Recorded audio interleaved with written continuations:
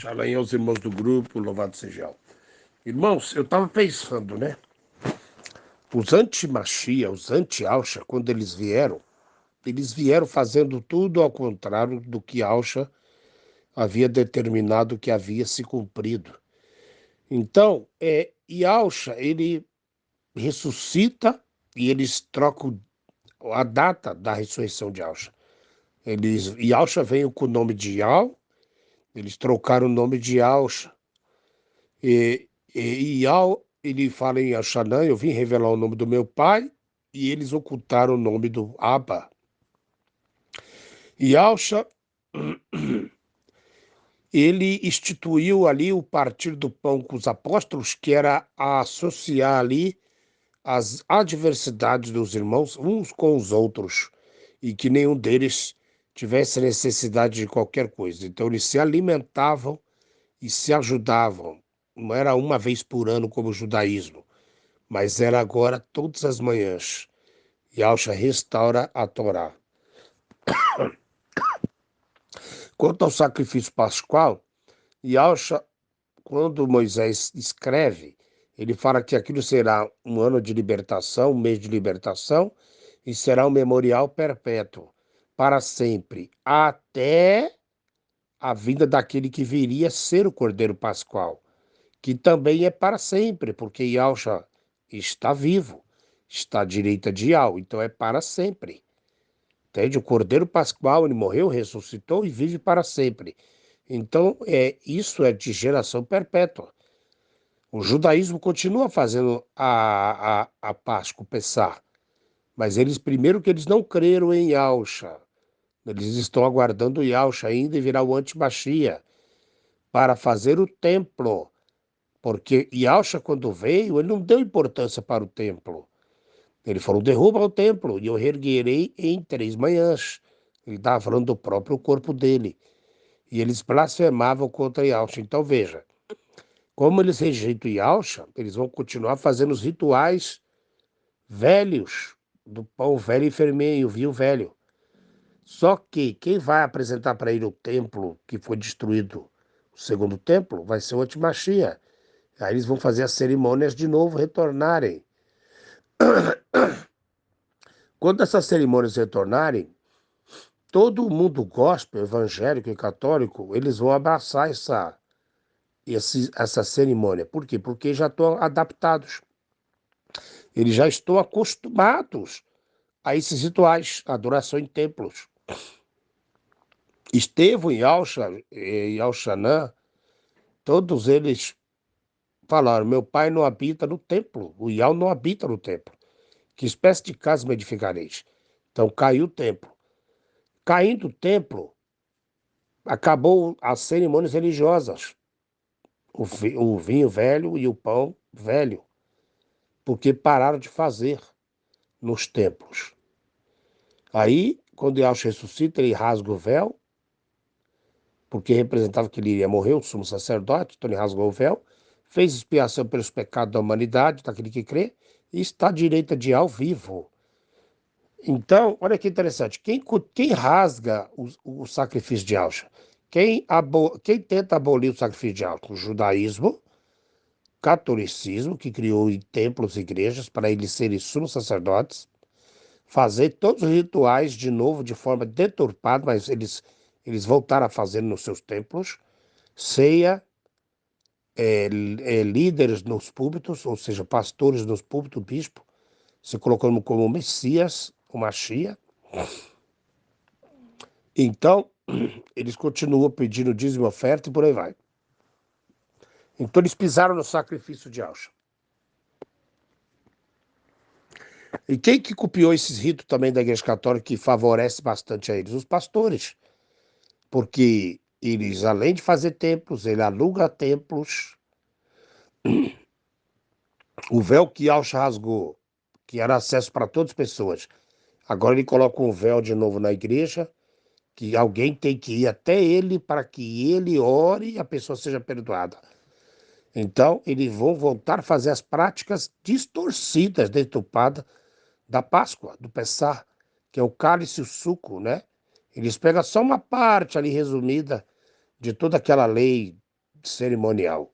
Aí eles continuam fazendo até hoje os rituais da Páscoa e do Pessah deturpado, negando Yahshua, como Paulo mesmo citou, eles comem e bebem para a própria condenação.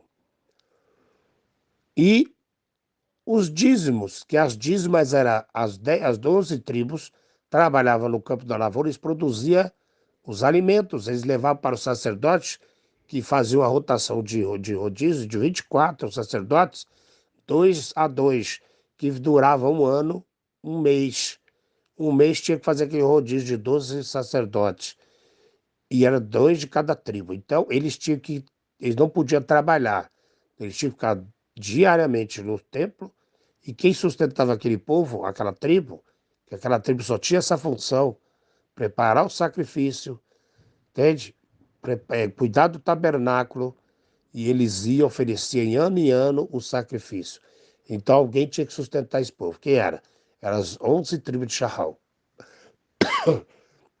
Então eles reviveram esses rituais, não sendo judeus, porque eles dizem ser judeus e não são. Eles dizem ser ialdins, mas não é. Você vê o templo de Salomão lá do Macedo. Macedo é abortista, os judeus sionistas também é abortista, por isso que ele é.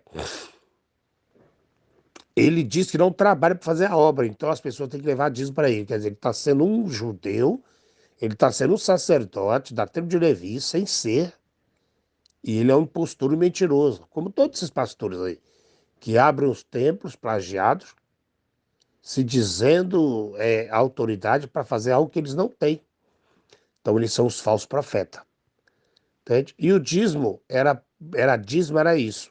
Dízimo era a 10ª parte do cominho, do entro, e, enfim, ali não era alimento, ali era coisas para o templo, que eles davam para os sacerdotes fazer como fala, os aromas, os perfumes, e por aí vai, tinha que dar 10%. E os pastores hoje distorcem isso para pedir 10%. Ou seja, eles voltaram ao sacrifício antigo, como está em Coríntios lá, não seja grande a vossa jactância, né? A vossa soberba. Eles não quiseram o sacrifício de Yahshua, porque é simples, não é? Quando Yahshua derruba a mesa dos cambistas, Yahshua é simples. Eles querem o sacrifício do templo. Então eles vão continuar de ano em ano fazendo sacrifícios. E esses pastores aí, eles misturaram Yahshua, melhor, Baal, com a mesa de Al. Misturou tudo. Como está lá em Malaquias, Al perguntou, eu vou aceitar o sacrifício de vocês, das vossas mãos? Jamais. E Al não aceita o sacrifício desses homens. Entende? Eles reviveram os sacrifícios e as pessoas estão atrás do velho sacrifício, como está em Romanos, lá em Coríntios.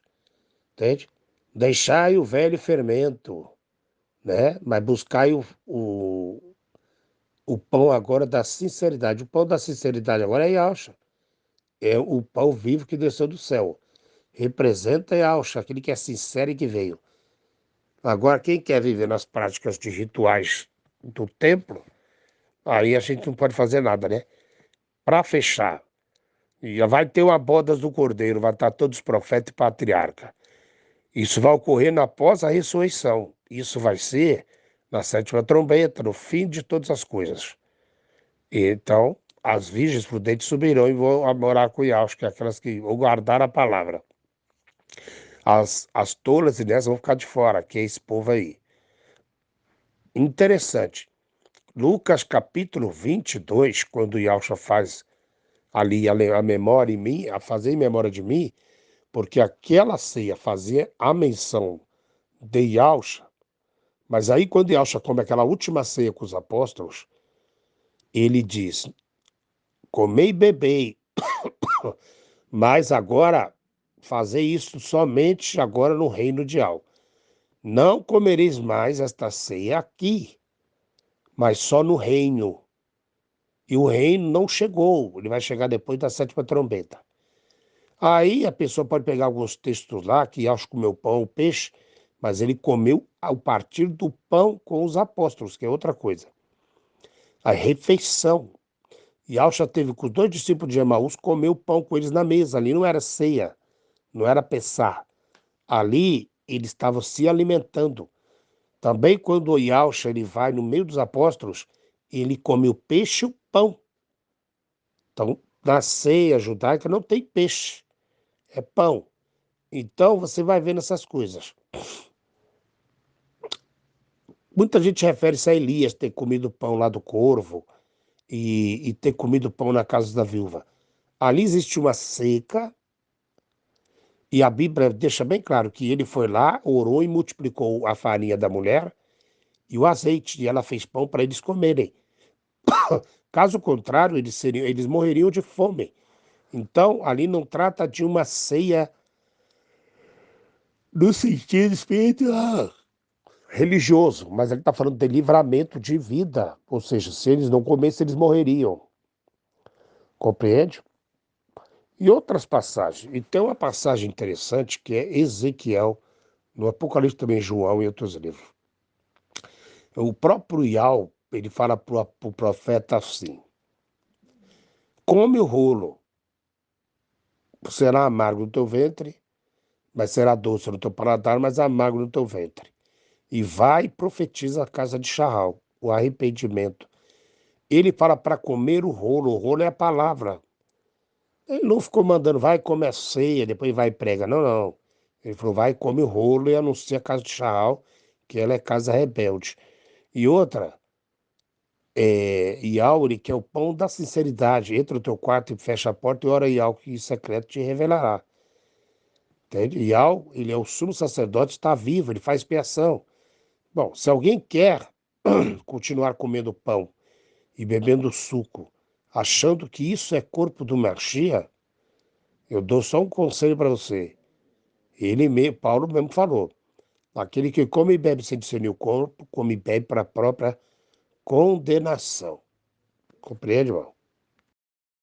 Então, todas as igrejas, ela tem uma idolatria por Israel. Sempre estão fazendo turismo para Israel. A Universal mesmo, ela vai lá, pega a pedra do Jordão, pega a água do Jordão, vai lá no Monte Sinai. Tudo é Israel, é idolatria terrível. É turismo mais turismo, é só dinheiro e comércio, irmão.